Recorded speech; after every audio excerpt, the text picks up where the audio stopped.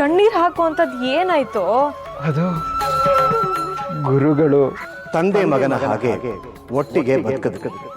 ಈಗ ನೀವಿಬ್ಬರು ಬೇರೆ ಬೇರೆ ಆಗುವ ಸಮಯ ಬಂದಿದೆ. ನನ್ಗೆ ಏನು ಹೇಳಬೇಕು ಅಂತಾನೆ ಗೊತ್ತಾಗ್ಲಿಲ್ಲ ಅಮ್ಮ. ಕಮಲ ಮೊದಲೇ ಬಾಣಂತಿ, ವೆಂಕಟನಾಥನ ತುಂಬ ಹಚ್ಕೊಂಡಿದ್ದಾಳೆ.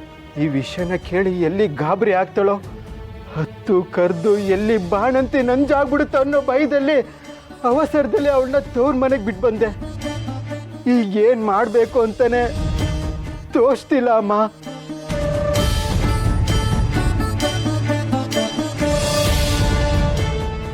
ಇಲ್ಲ, ನಾನು ಇದಕ್ಕೆ ಖಂಡಿತ ಒಪ್ಪೋದಿಲ್ಲ.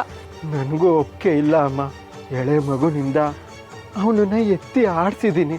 ಅದಕ್ಕಿಂತ ಮುಖ್ಯವಾಗಿ ಅಪ್ಪ ಹೋಗೋಕ್ಕೂ ಮುಂಚೆ ಅವನು ನನಗೆ ತಮ್ಮ ಅಲ್ಲ, ಮಗುನ ಥರ ನೋಡ್ಕೋತೀನಿ ಅಂತ ಮಾತು ಕೊಟ್ಟಿದ್ದೀನಿ. ಈಗ ಇದ್ದಕ್ಕಿದ್ದಾಗೆ ಬೇರೆ ಕಳಿಸು ಅಂದರೆ ಹೇಗೆ ಕಳಿಸೋದು ಅವನ್ನ? ಅವನಿಗೆ ಸಂಸಾರದ ಹೊಣೆಗಾರಿಕೆ ಎಲ್ಲ ಏನು ಗೊತ್ತು? ಇಂದೇ ಡೌನ್ಲೋಡ್ ಮಾಡಿ ಮತ್ತು ನಿಮ್ಮ ನೆಚ್ಚಿನ ಶೋಗಳನ್ನು ಆನಂದಿಸಿ.